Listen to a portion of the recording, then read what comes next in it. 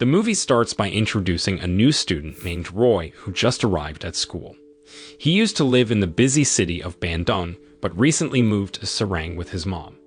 On his first day, the strict security guard scolded him for bringing his beloved dog, Joe, to school. To avoid more trouble, Roy decided to take Joe outside and left him with one of the nearby vendors. During class, Roy had the opportunity to meet two fellow students, Andi and Toni. They quickly became friends, sharing stories and laughter. However, as the day was ending and Roy was heading home, he ran into Dullah, a bully from their school. It seemed like Dullah had a particular dislike for Roy, especially after Roy caught the attention of a girl Dullah had a crush on that morning. Ever since he was little, Roy knew that his father, who was an activist, disappeared while fighting for the truth. The circumstances surrounding his father's disappearance hinted that the government might have been involved, but Roy and his mom had no evidence to support their suspicions. Now, Roy's mom worked as a seamstress and often relied on him to deliver clothes to their customers, adding to his responsibilities at home. When Roy arrived at a customer's place, he discovered that the customer was actually Annie's mom. Since they hadn't met before, they became distant acquaintances. From a distance, Dullah, who had secretly admired Annie for some time, grew extremely jealous of their budding connection. The next day, Annie mustered the courage to invite Roy to visit Andi Beach. Without hesitation, Roy agreed to go with her. After school, as Roy was riding his bike, Dullah forcefully pushed him, causing him to fall. Despite this, Roy remained patient and composed in the face of Dullah's misbehavior. In a nutshell, Roy and Annie went to Andi Beach and shared stories while enjoying each other's company. However, in the midst of their conversation, Dullah and his friends suddenly attacked Roy, inflicting brutal harm. Joe, Roy's loyal dog, witnessed his master's suffering and tried to protect him. Sadly, Dullah heartlessly killed Joe. Devastated by grief and anger, they quickly left the scene. Roy, tears streaming down his face, sorrowfully buried his beloved dog in the backyard. A flashback reveals a scene from the past when Roy's father was preparing to join other activists. Before leaving, his father had given him a puppy to guard the house and provide companionship. However, a few days later, the family received the devastating news that Roy's father had passed away, and his body could not be found. Consequently, Roy and his mother decided to move away since his father's family didn't want them. The next day, Roy decided to adopt a rebellious appearance as part of his plan. Fueled by his grudge against Dullah, Roy purposely deflated his car tires, provoking a confrontation between them. Luckily, Eddie, the student council president, stepped in and halted the fight. Since losing Joe, his beloved dog, Roy had begun to display a negative attitude. He started drinking excessively and returning home late at night. The following day, Roy and his friend faced punishment from the school principal for skipping classes. Surprisingly, upon hearing about the incident from Dullah, the principal reprimanded Roy with a slap. During recess, Annie approached Roy, wanting to talk. However, Roy chose to ignore her and walked away. It was then that Roy noticed a new student named Dewey and proceeded to tease her. Later in the evening, Roy, Toni, and Andi found themselves at a bar, enjoying their drinks. Soon after, Dewey, who also happened to be at the bar, joined them. Roy couldn't resist teasing her again, causing Dewey to feel uncomfortable and eventually leave. Feeling remorseful for Roy, Eddie offered to give him a ride home. Upon arriving, Roy's mother asked Edie to remind her son that he had a good heart. Frustrated by her son's behavior, she even told Roy to sleep outside. The next morning, Roy was once again reminded of his promise to his father to become a writer. Lost in thought, he finally decided to gather some of the books his father had left behind. Determined, Roy set his mind on pursuing a career as a writer. The next day, Roy and his two friends decided to skip school once again. While they were eating, they overheard news about the discovery of 4 male bodies, each with rose tattoos. Soon after, Roy started gathering information about Serang's history from the town's original residents, like Mr. Ejat, a pedicab driver. When he got home, Roy felt a surge of pride as he wrote an article that impressed his mother. After finishing it, he submitted the article to the newspaper for publication. One day, Roy coincidentally bumped into Dewey and asked her to have a meal together. At first, Dewey was hesitant, but after some persuasion, she agreed. They both shared the experience of losing a father figure and considered themselves lucky to have caring mothers. During their conversation, Annie, who happened to be there, couldn't help but feel jealous of their closeness.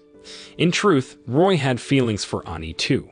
To make her jealous, he intentionally held Dewey's hand.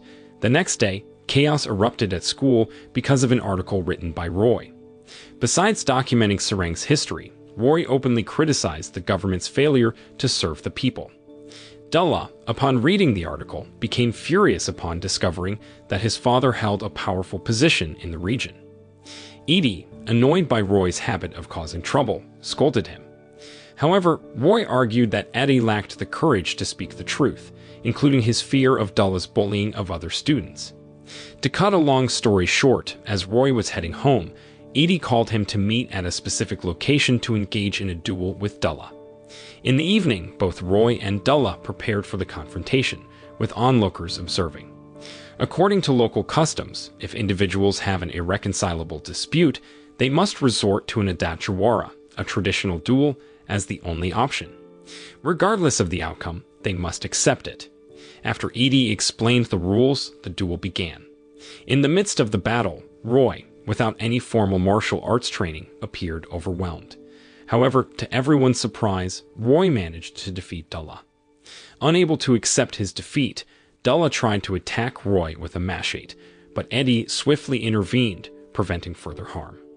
Overwhelmed by shame for his cowardly actions, Dullah left the scene. The next day, Wiwick, who had secretly liked Roy for a while, started teasing him at school and even asked him out. However, since Roy didn't feel the same way, he politely turned down her invitation. Later, Roy ran into Dewey, who shared that she was moving to Jakarta at her mother's request. Despite the circumstances, Roy could only offer his support and hope for a future meeting. In the evening, Wiwick was seen crying, worrying her sister. She confided in them about being rejected by a boy. Upon hearing this, her older brother, who was a shaman, decided to intervene and cast a spell involving Roy. At that moment, Roy was asleep and disturbed by supernatural forces, but luckily, his mother arrived quickly upon hearing his screams. The next day at school, Roy looked extremely pale, catching Andy's attention. Worried, Andy advised Roy to visit the school clinic. While there, Wiwick showed up again and resumed her teasing. However, this time, Roy found himself tempted due to the magical influence from the spell the previous night. In a dazed state, Mr. Ejat, the pedicab driver, came to Roy's rescue and drove him home. However, just before leaving, Toni delivered heartbreaking news to Roy. Andy's father had been shot and killed in Jakarta, and they were going there for the funeral. The motive behind the murder was revealed to be connected to Andy's father having a rose tattoo.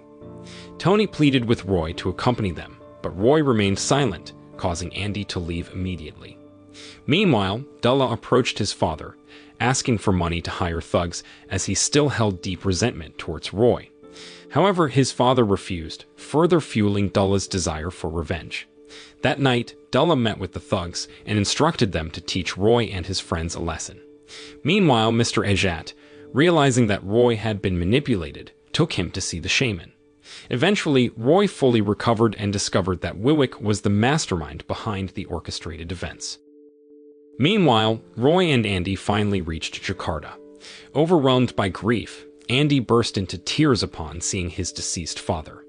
On their way back home, Andy's anger towards his mother, who had worked as a comfort woman, was apparent.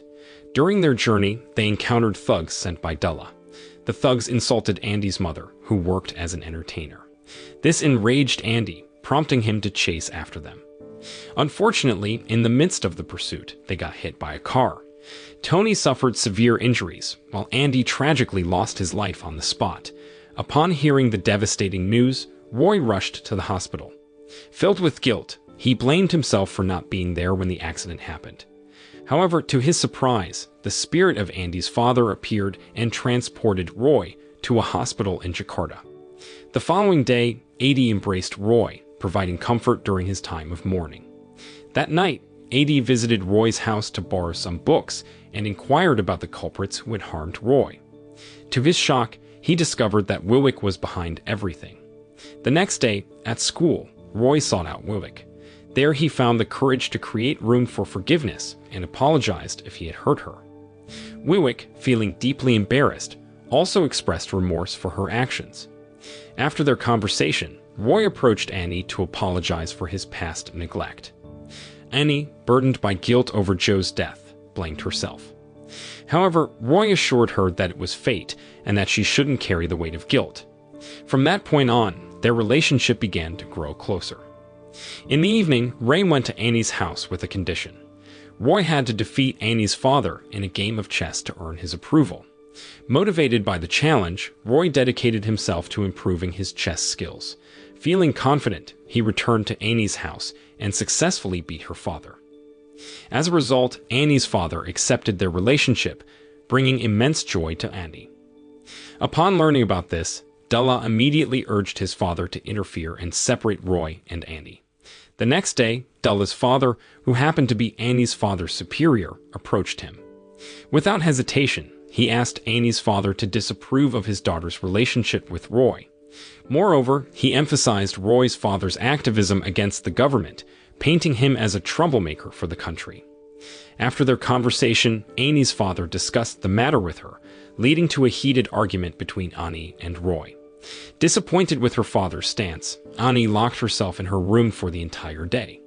The following day, Roy visited a repair shop with a motorbike left behind by his best friend, Andy. He asked the mechanic to enhance its speed. To sum up, after the motorbike was modified, Roy unexpectedly became a daring race jockey, participating in races daily and frequently emerging as the winner. However, his academic performance suffered as a result, angering his mother. Upon learning the news, Dullah instructed one of his thugs to challenge Roy to a race. He confronted Roy and informed him about a race location on Jalan Anyer Panarukan within 5 days. Determined, Roy and his mechanics prepared for the race. The day before the race, they invited Roy to inspect the route, which had claimed many victims in the past. In the evening, Edie expressed concern and advised Roy not to race using Andy's motorbike. However, Roy dismissed Edie's warnings and responded with anger. In short, the highly anticipated race day finally arrived.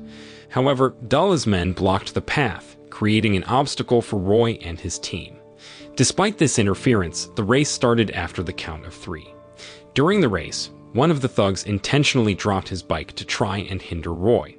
Luckily, Roy managed to dodge the obstacle and successfully overtook Dullah.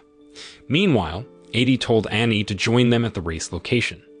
Confused, Annie questioned the purpose of it all. Edie explained that it was all about ego. In the end, Roy emerged as the winner of the race, while Dullah fell short before reaching the finish line. Witnessing this, Roy confronted Dullah and got into a physical fight. However, Dullah's men intervened, and things took a dangerous turn as they aimed their weapons at Roy. Just when it seemed hopeless, Dullah realized his defeat and ordered his men to back down before quickly leaving. After the intense events, Roy sought solace at a beach, reminiscing about his memories with Joe, his loyal dog. Ultimately, Roy discovered his calling to follow in his father's footsteps as an activist. Although it was a difficult decision, Roy's mother eventually accepted his choice. Before saying their goodbyes, Roy bid farewell to his friends, including Annie, who gave him a book. And that's where the story concludes. The moral of the story is never underestimate the power of a determined race jockey with a trusty motorbike and a good book.